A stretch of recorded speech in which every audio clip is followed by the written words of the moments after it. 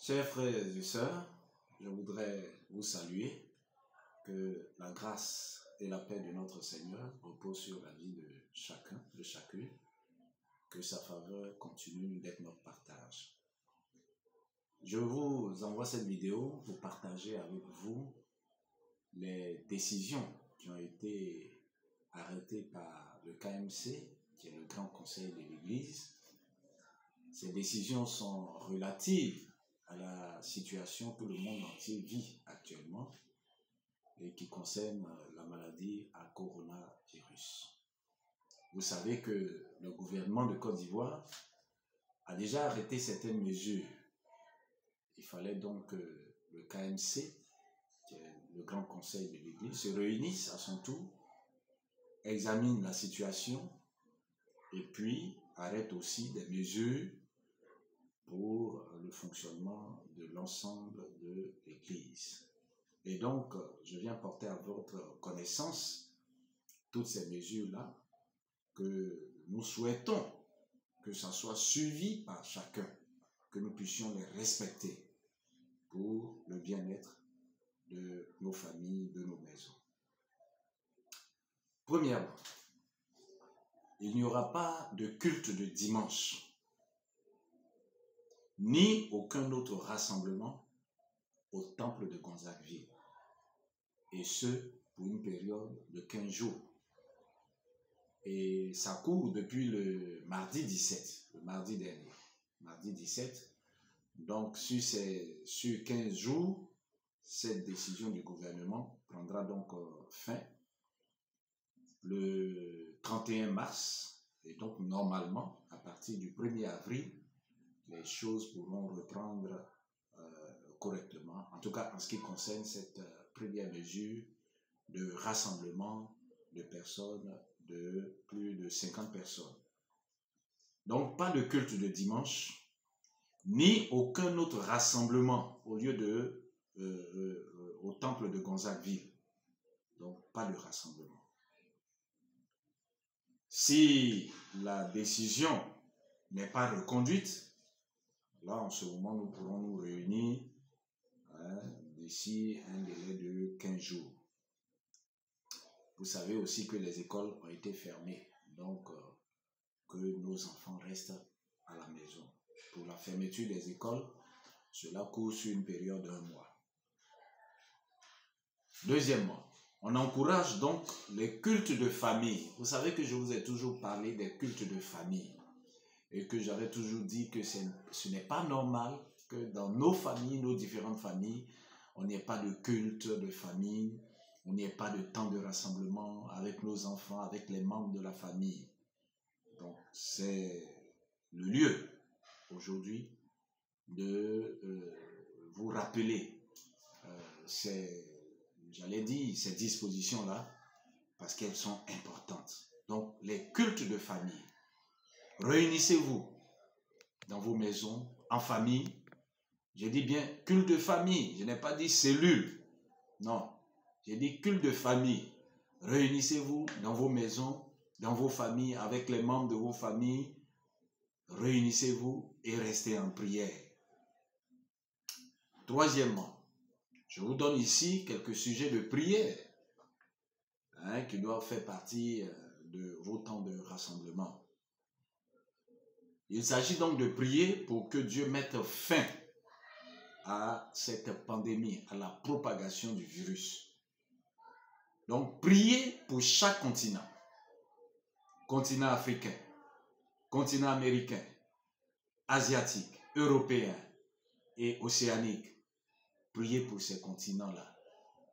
En prenant chaque continent, vous priez pour que le Seigneur puisse mettre fin à la propagation de ce virus mortel.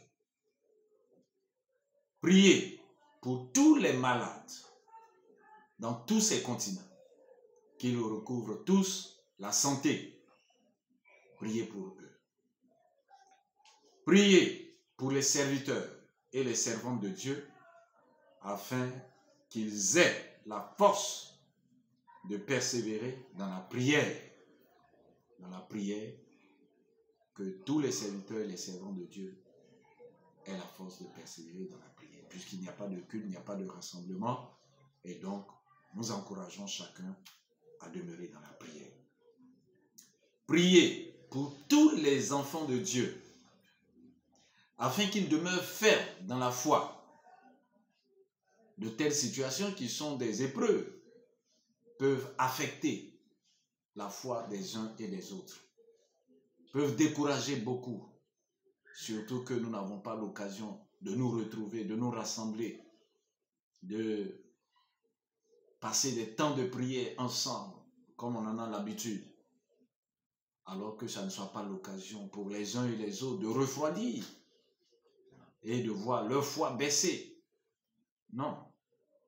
Donc que tous les enfants de Dieu demeurent fermes dans leur foi, dans leur attachement au Seigneur. Donc priez pour chacun, pour les uns et les autres. Quatrièmement, je vous donne ici, sinon je vous rappelle les mesures d'hygiène qui ont été déjà données par le gouvernement. Il s'agit premièrement du lavage des mains avec de l'eau et du savon, ou de nettoyer les mains avec du gel hydroalcoolique. Lavez-vous les mains régulièrement. Lavez-vous les mains. Ne négligez pas ces mesures d'hygiène. Elles sont très importantes pour arrêter la propagation du virus. Donc, lavez-vous les mains régulièrement avec de l'eau et du savon, ou nettoyez-vous les mains avec du gel hydroalcoolique. Gardez une distance d'au moins 1 mètre avec quelqu'un avec qui vous parlez. Que la personne soit soupçonnée d'être atteinte ou pas, gardez la distance. Au moins 1 mètre. Donc 1 mètre, c'est au moins 1 mètre.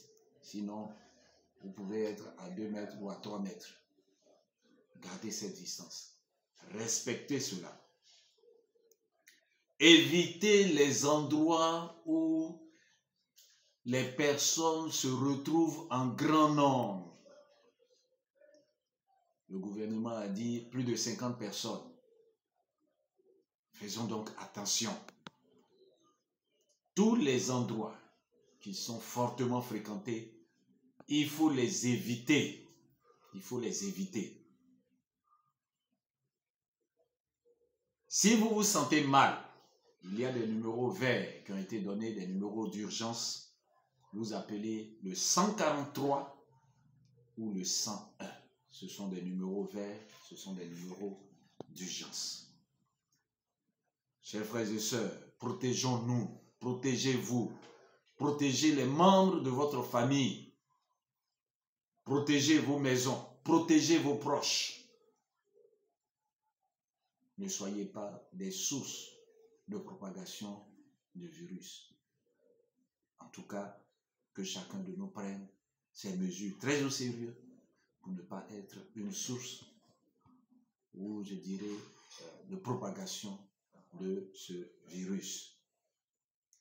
Que Dieu nous garde, qu'il garde nos maisons, qu'il garde nos familles, que le Seigneur garde l'Église entière, qu'il garde nos nations, que le Seigneur garde le monde entier et que sa grâce continue de reposer sur nous.